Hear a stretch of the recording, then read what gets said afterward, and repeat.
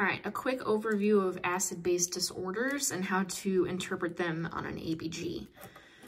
So it's really important to understand the main equation that helps buffering a pH, and that is carbon dioxide plus water will react with carbonic anhydrase right here to form carbonic acid, and then this dissociates into a hydrogen ion and bicarb. So know that carbon dioxide is always associated with the lungs because we breathe out carbon dioxide, okay?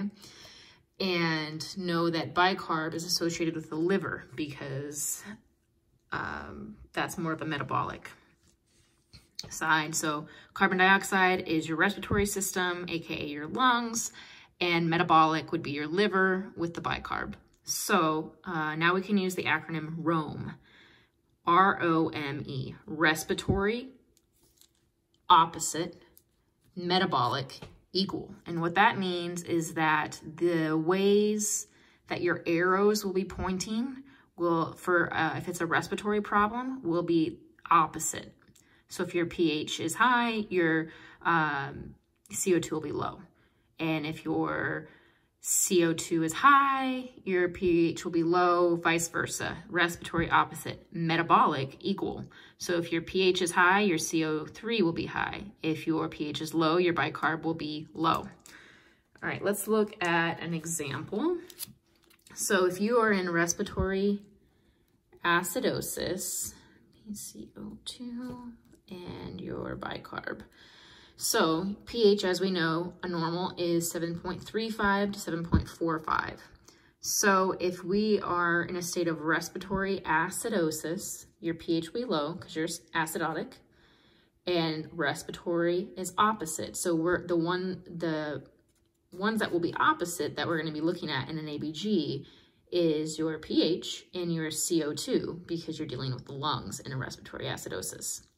So since your pH is low, your CO2 will be high. And we know the normal for there is 35 to 45. Your bicarb will be normal. This is uncompensated, okay?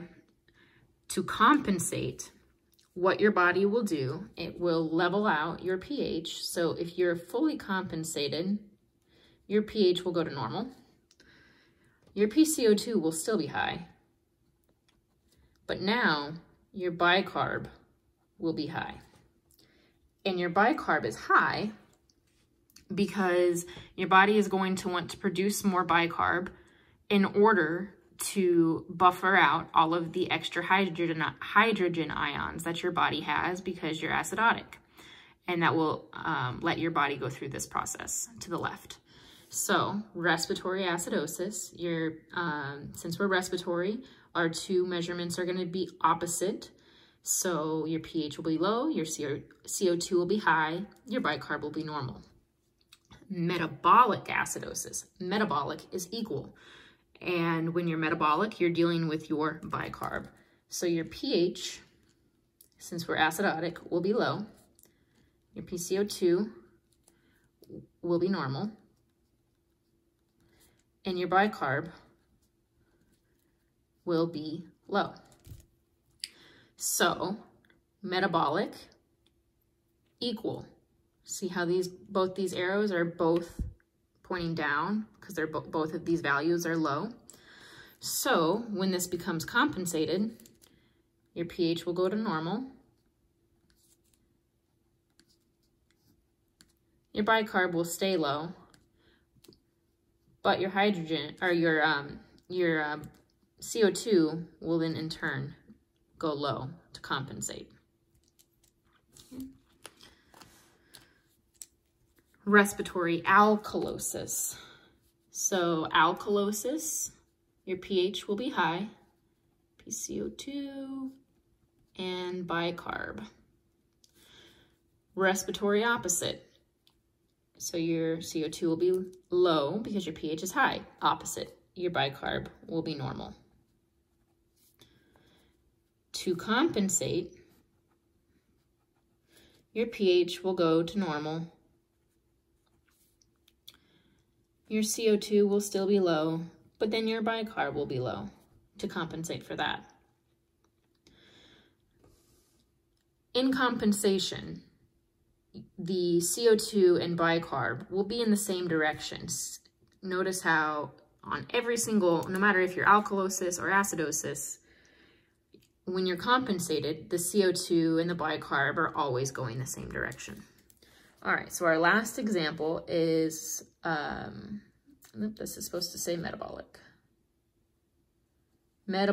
alkalosis. So your pH, since you're alkalotic, will be high. Your PCO2 will be normal. And your bicarb will also be high, metabolic, equal. When you are compensated, your pH will go to normal. And as we see in all other examples, once you're compensated, the bicarb and the carbon dioxide go in the same direction. So they will both be elevated. All right, I hope that helps.